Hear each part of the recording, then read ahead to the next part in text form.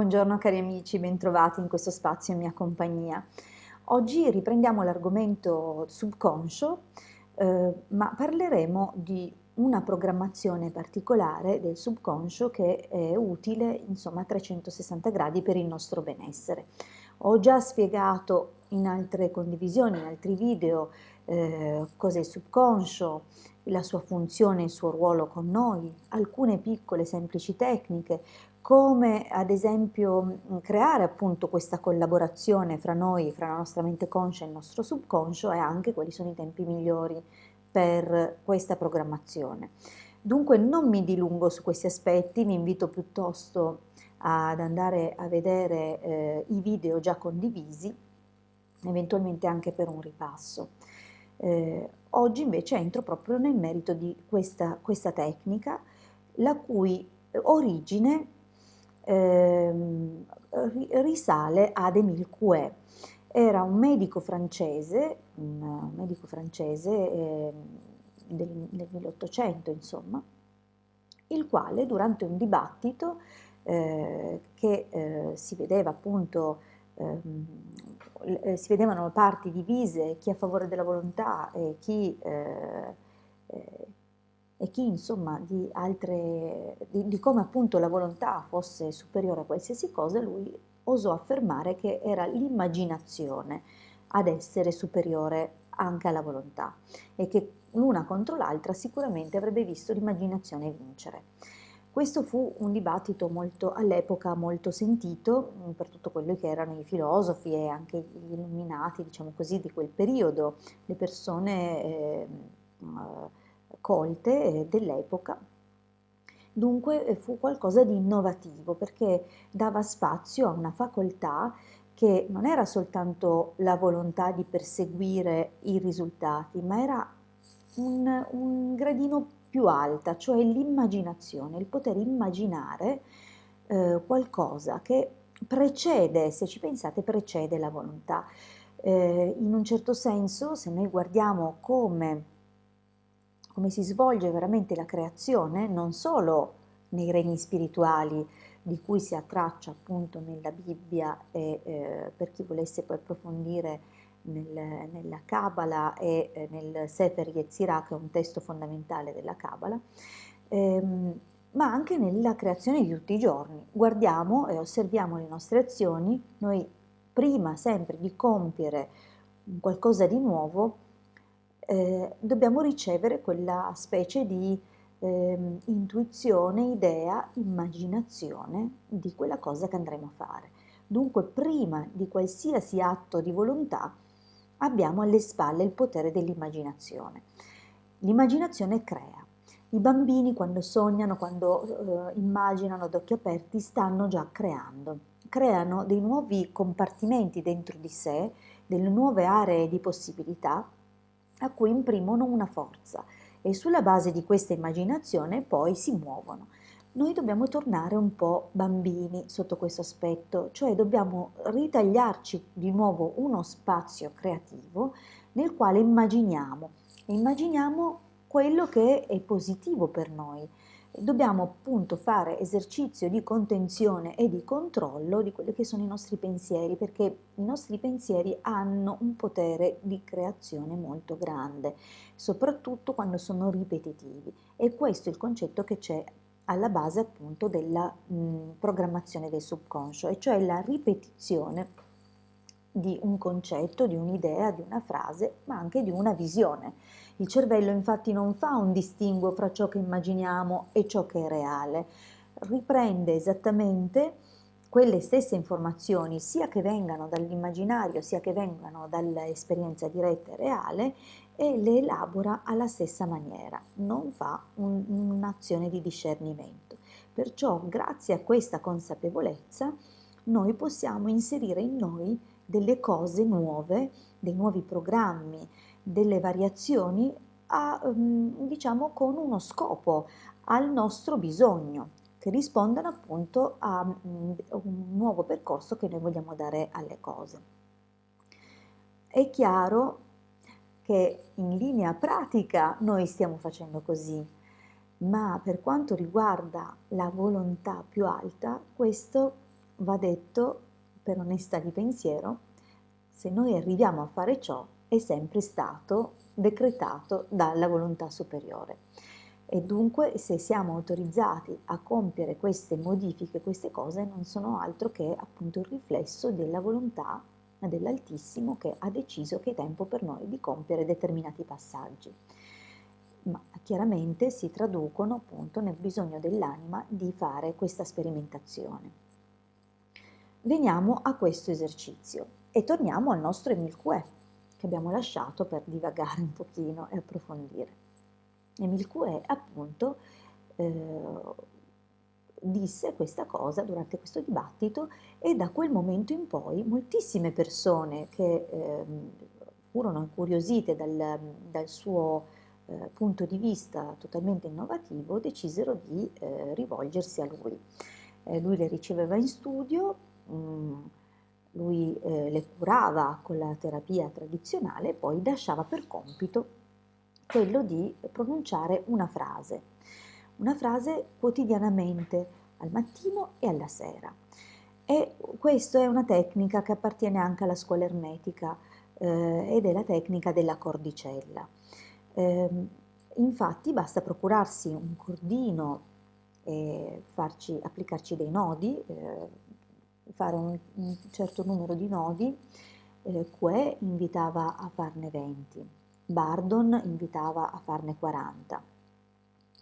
Esistono le mala da 108, che sono queste belle collane con queste pietre che poi si sgranano nella ripetizione. Per esempio i tibetani, oppure tutta la sezione diciamo orientale, sa che questi 108 grani corrispondono ai 108 canali energetici che scorrono all'interno del nostro organismo, del nostro corpo, e questi canali collegati ai chakra sono in grado di essere programmati, cioè ogni volta che noi facciamo eseguiamo una ripetizione viene attivato e corretto uno di questi canali, cioè portato a quello stato vibratorio che corrisponde alla frase che andiamo a pronunciare. Diremo poi più avanti cosa sono i mantra e la differenza che c'è appunto fra i mantra e le frasi di programmazione del subconscio. Non è adesso il momento perché voglio appunto trasferirvi questo esercizio.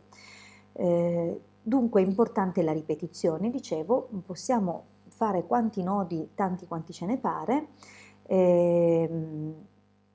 più ripeteremo e più avremo questa potenza di inserire nel nostro subconscio la frase e di goderne poi dei benefici.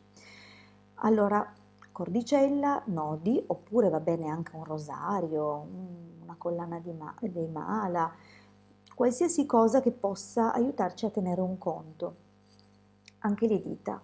È chiaro che però le dita sono 10, magari noi nella fase dell'addormentamento della sera rischiamo appunto di perdere il conto di quante ripetizioni abbiamo fatto, a volte nemmeno arrivare a farne 10, proprio perché le mani, essendo parte del nostro organismo, del nostro corpo, rischiano poi di non rischiamo poi di non sentirle più. Quando abbiamo un corpo estraneo in mano abbiamo un'altra concentrazione, ma questo non toglie che Dio ci ha dato 10, altre 10, volendo possiamo giocare muovendo le dita, cioè assolutamente in qualunque momento senza portarci nulla dietro abbiamo già con noi le dita, come i bambini che contano.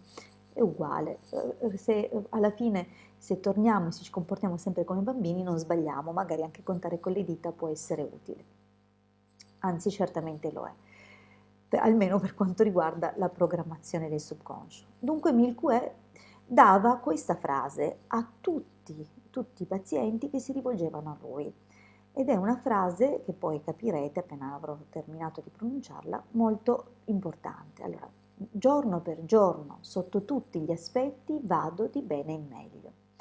Allora, come possiamo immaginare, questa frase, giorno per giorno, già ci innesca un meccanismo di crescita, perché giorno per giorno significa che un giorno dopo l'altro, via via, giorno per giorno, perciò il giorno, ma anche quello successivo, quello dopo ancora, perciò ci dà l'idea di un progresso, di un sentiero in crescita. Sotto tutti gli aspetti, intende tutti. Il subconscio, quando riceve sotto tutti gli aspetti, capirà che dovrà agire davvero a 360 gradi in noi. Tutti gli aspetti significa tutti, nessuno escluso, perciò l'aspetto del benessere fisico, l'aspetto del benessere mentale, l'aspetto del benessere economico, l'aspetto del... qualsiasi aspetto della nostra esistenza, quello relazionale, qualsiasi aspetto verrà appunto, come dire, travolto, coinvolto nel nostro processo. Da quel momento in poi il subconscio viene comandato di fare giorno per giorno sotto tutti gli aspetti, vado di bene in meglio. Perciò sotto tutti gli aspetti, che è un aspetto, una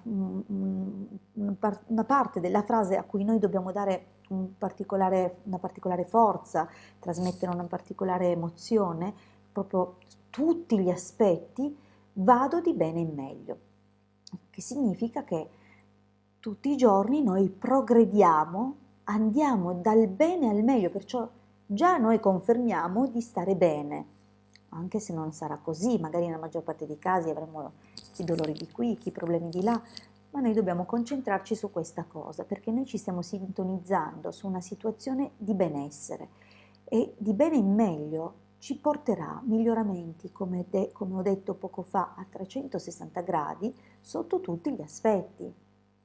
Dunque, questa ripetizione fatta al mattino, nella fase che precede il risveglio completo, quando siamo ancora coscienti, cioè non del tutto, ma cominciamo a prendere coscienza di esserci svegliati e di starci svegliando, e la sera prima di addormentarci.